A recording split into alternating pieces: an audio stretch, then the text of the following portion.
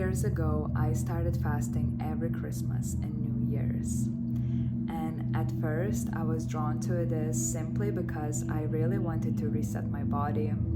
I wanted to gain some clarity. I wanted to detox. I wanted to start a new year clean. But at the same time, being very curious and challenged to see if I can last that many days with no food and live purely only on water in the north of Bali in this retreat that I discovered and decided to go. What I didn't expect and had no clue about that fasting would become my gateway, that every single year it would strip away layers of my identity and put me on this incredible transformational journey.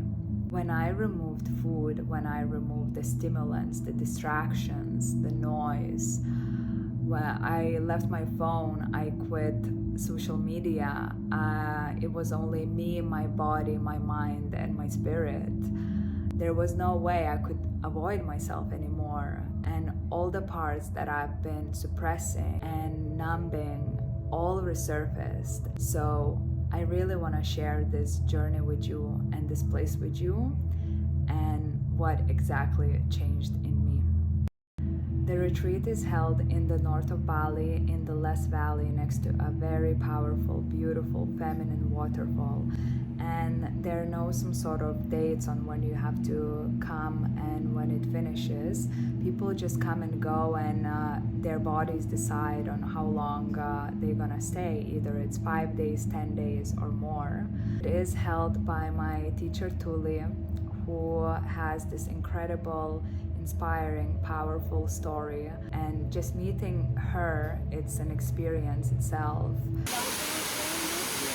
You can take a pause in the heart and prepare yourself for the most beautiful year ahead, and then head to the waters. I feel like Tuuli, she has this angelic presence, and I'm always in such admiration to witness her holding the whole space.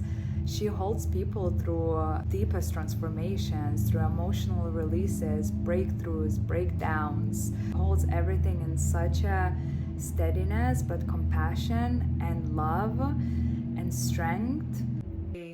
All the tests were saying that there's nothing wrong with you. So eventually it was enough, and I had a conversation with the God, and I was ready to die. Really ready to die, and that's when it all started to change. Every single day starts with the morning gatherings in the communal area with the check-ins. We can also meet our fellow fasters, community of like-minded humans who come for transformation. They come from all kinds of walks of life. They carry incredible stories, very moving stories. You meet men, women, different ages. So I cannot imagine a better environment to do this type of experience because it's so supportive in all areas. Also get access to nature, access to the waterfall. There are evening fires. There's time for solitude, and there is time for connection, whatever you feel like in the moment. Also, colonic cleanses that are so important during this type of experience to remove the waste from your body. Everything is done in a very professional and safe way.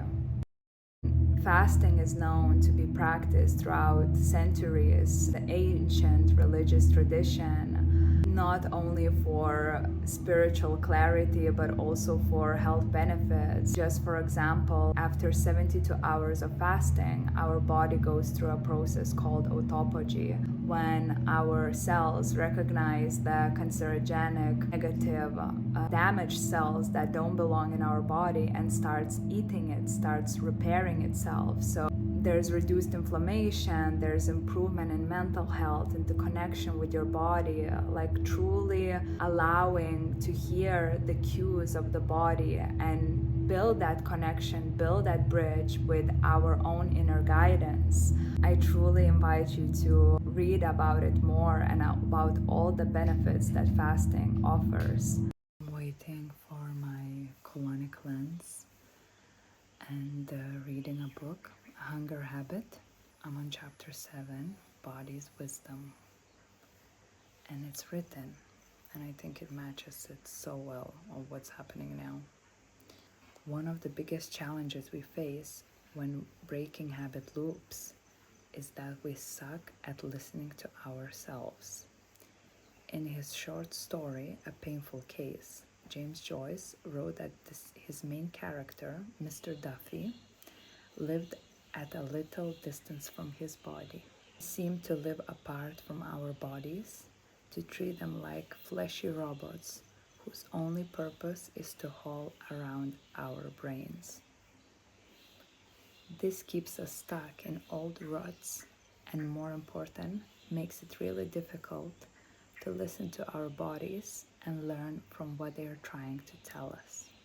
The first year of my fasting, the first 5 days, I recall it to be like an initiation, like an exposure. I was living in a very, very dark place at the time. I was blaming other people, I was blaming life circumstances, everything that was happening to me and the life that I was experiencing. I was just in a huge victim mode.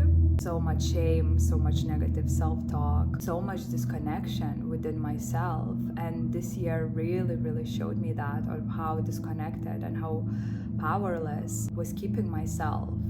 And at the same time, it showed me if I was ready to make the change, if I was ready to pave myself this new path and a life with intention and self-responsibility.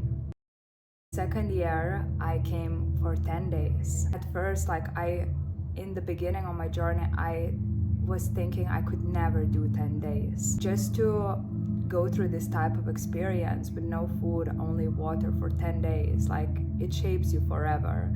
I really feel that my biggest breakthrough happened exactly after the 10 days. Not only my appearance changed significantly, but also the way I claimed myself and I claimed my life and I took the responsibility, and I had this huge breakthrough. It definitely was a year when I felt like something really cracked, and I particularly remember this in one of the experiences I had under the waterfall, and again on day 3.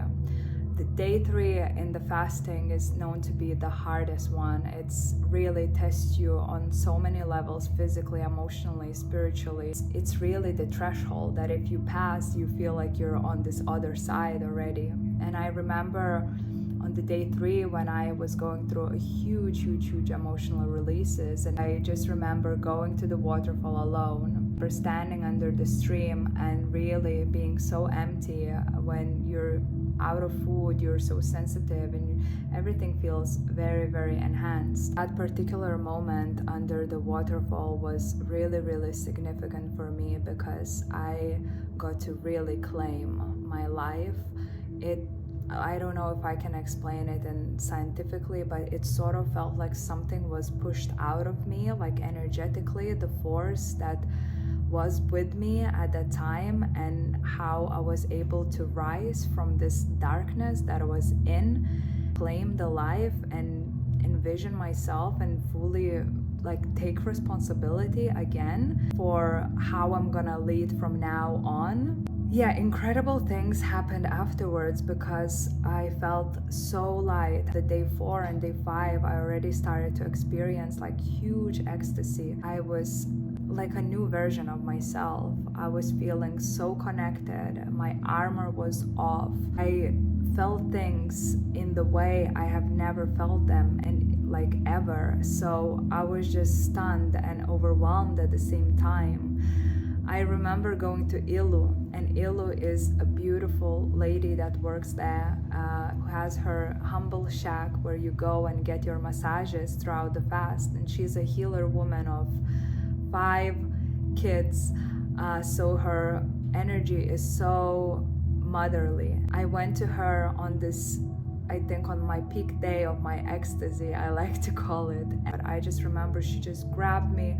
She would always hug me in this huge big hug. And I felt so connected to her. And she just looked at me, she held me. And I remember she was just like, Kaylee, you clean. And I was just beaming, laughing so much. I felt so much love for life. It's sort of like a feeling that you are being forgiven for everything in your life.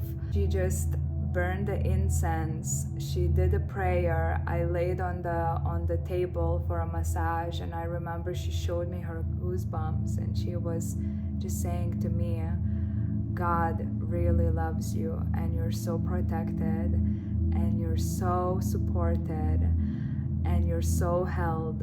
After the massage, she told me that something was removed from my solar plexus. So this was just really, really incredible to experience. Just having this type of validation from a person like her, you know, when she didn't really know what I was going through and what I experienced. Actually documented all of my 10 days, day by day, and have it uploaded on my personal Instagram. So if you're curious to go a little bit deeper into this experience, I will have the link below.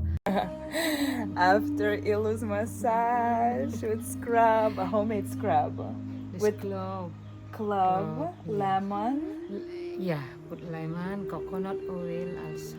Yes. Yeah, it's so good feeling. Yes, the complete. Yeah, and magic Good. hands of Ilu. Suksama. Suksama. Thank you. Moving on to year 3, this year of returning to the valley for another 5 days of fasting, another 5 days of reset, recalibration, integration, reflection. It was very symbolic for me. All the previous years, finding myself in prayers, finding myself in letters to God, manifesting and just envisioning, and what I was wishing for at the time was really, really desiring to attract a healthy relationship, to fall in love again, to open my heart and to experience a healthy, steady love. This year was extremely symbolic because I found myself turning to my fasting with my current partner, and we had this experience together. Very special for me to reflect that I am truly living my prayer. Everything that I wished for and asked for was answered, and I, of course, co-created it. It's not because fasting magically delivered it. It's just because I truly stopped tolerating misalignment, and I changed from within, and the life around me changed, like all my external changed. My first day, we just arrived at the retreat. Soon 24 hours when I'm fasting. Since my last meal, just went to see the waterfall. It's stunning.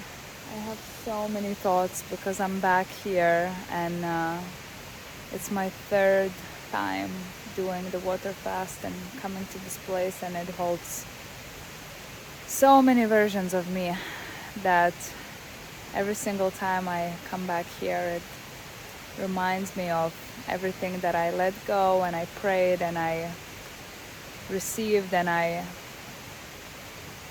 understood and learned.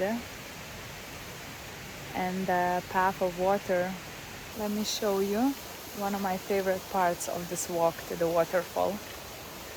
It's surrounded by these guardian trees that have eyes. I always feel like when I'm coming here, they're like gently watching and guarding the space. Hello, here it is. I'll show you one tree now. Can't help it but stop and give them the respect they deserve for guarding the space.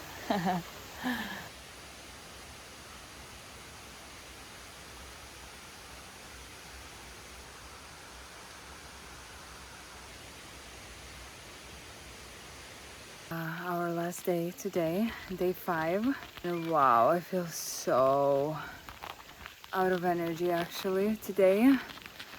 It's probably because yesterday night we started doing our liver flush, like this quite interesting protocol. That's so good. Congratulations! Thank you! We finished the fast! We're about to have our First First meal, meal yeah. after under 20 hours.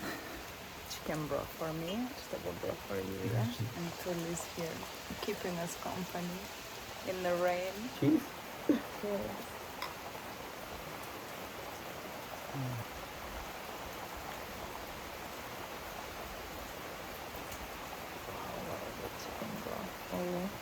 Yeah.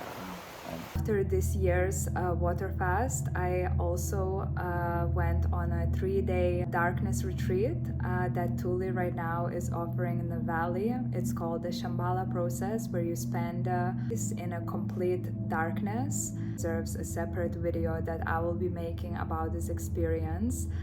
So happy that I discovered this beautiful method that really works for me, and it brought so much clarity and so much change into my life.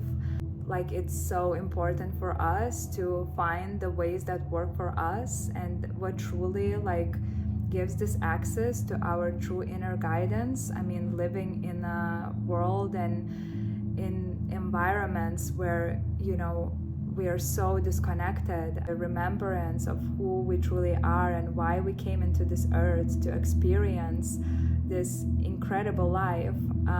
Find the method that works for you. I know some people find plant medicines, the Vipassana retreats, yoga retreats, or any other different modalities, and this is beautiful. I think I came here for sure to seek and to always be exploring and to expand, and I'm just so grateful on what fasting brought to me, what Tuuli gave me.